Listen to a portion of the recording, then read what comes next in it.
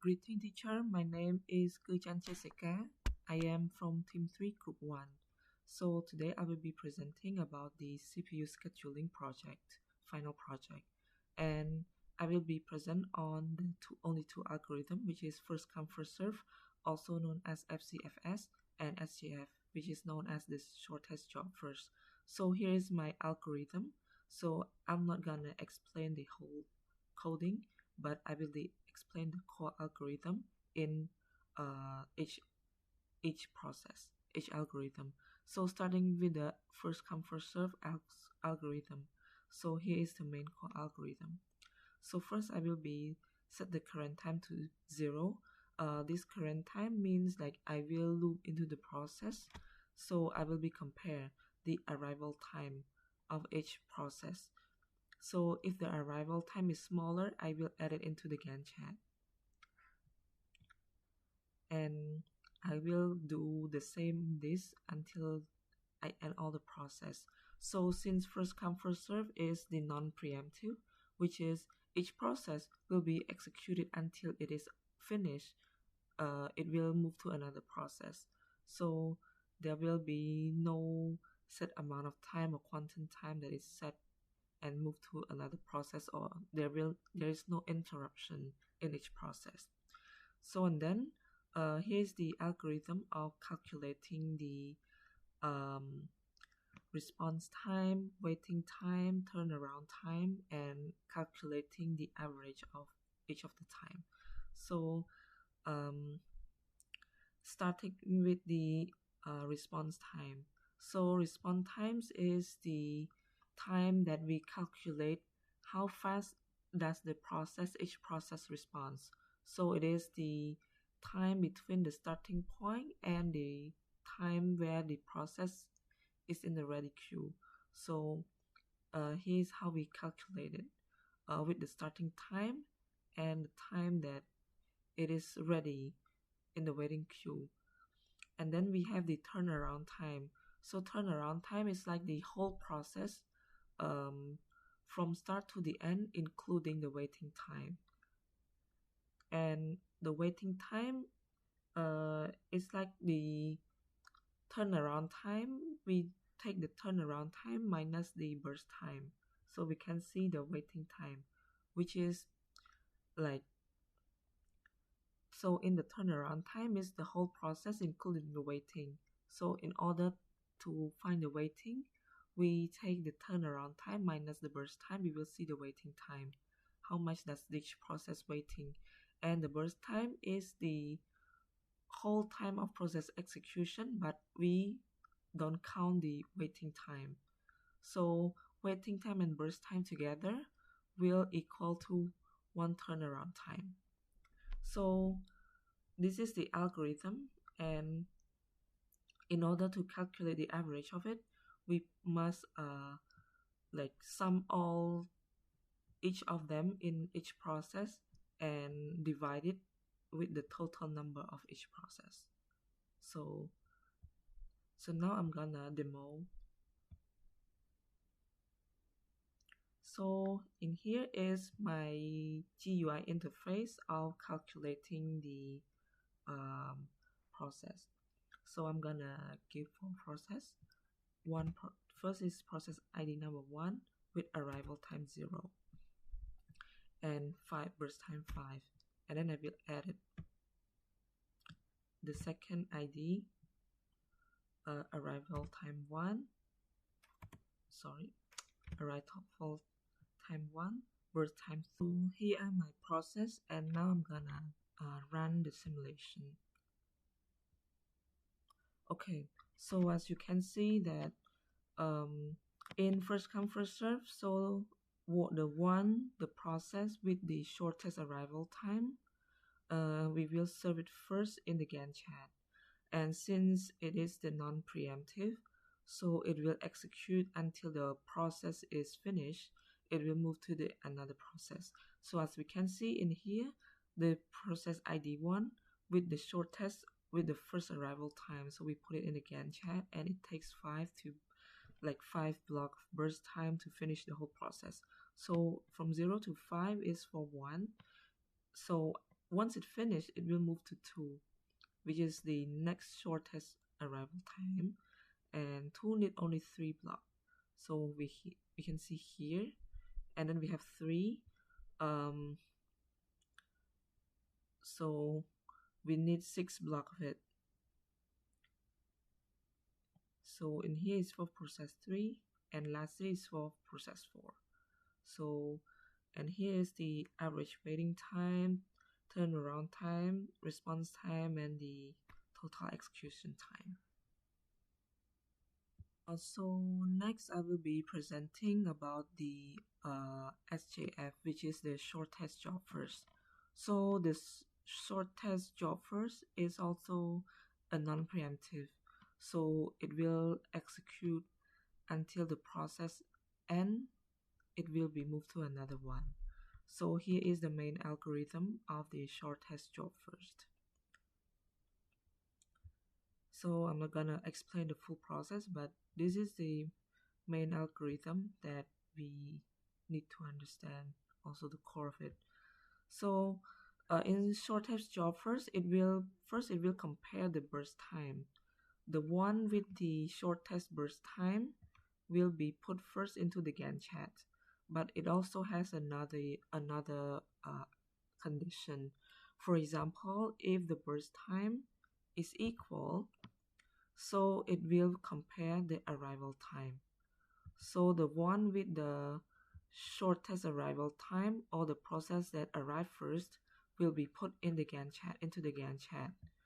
But if the burst time is equal and the arrival time is also equal, it will take the process ID. It will compare the process ID. If the process ID is smaller, the process ID will be put first in the Gantt chart. So same here in the response time and turnaround and waiting time. We calculated the same as first come first serve, or FCFS. So I'm gonna demo it. So this time I will demo the SJF. So this is the output of SJF. So we can see in process 1 with the shortest arrival time. So we put it first, and then we can see the burst time here. Process 2, 3, 4, 5. They have, like, process 2 and 3 have the same burst time as well as 4 and 5, but 4 and 5 has the shortest burst time, shorter burst time than 2 and 3. So we have a look at 4 and 5 first. Since 4 and 5 have the same burst time, same arrival time, so we have a look at the ID.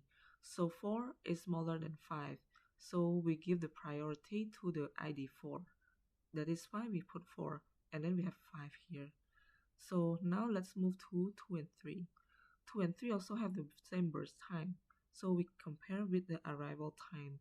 We can see that 2 arrived first, which is arrival 1. So that's why we put 2 here, and then end it with process number 3, which is the last one. So here is the process of the output of the shortest job first algorithm.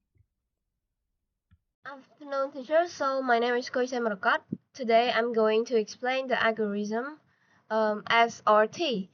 So as for the general idea is that the code implements the short remaining time, which is SRT, and it's always, which means it's always selects the process with the smallest remaining execution time, and it can also interrupt the current process if a shorter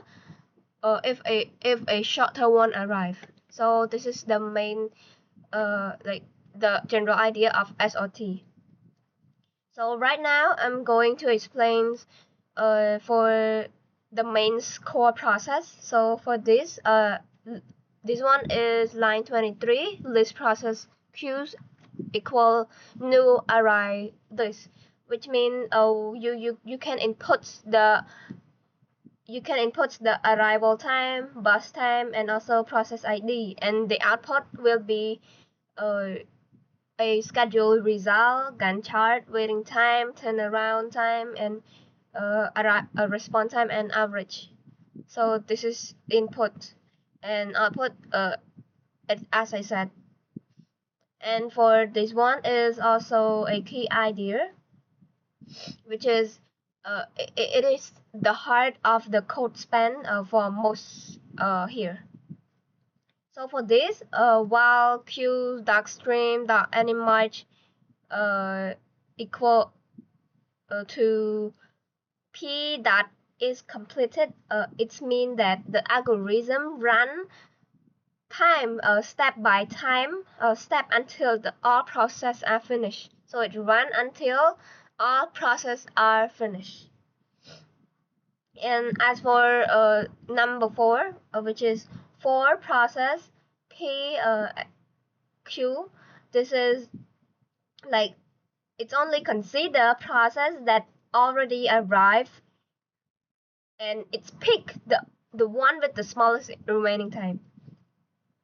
So this is how this is how it's work. It's only consider the process that already arrived, and it's only pick the remaining time. Up next, if base equal null, it means if no process, which means if no process has arrived yet, the CPU is idle, and it's jumped to the next arrival time, and so which means no process arrived, its CPU is idle, and so that is the concept.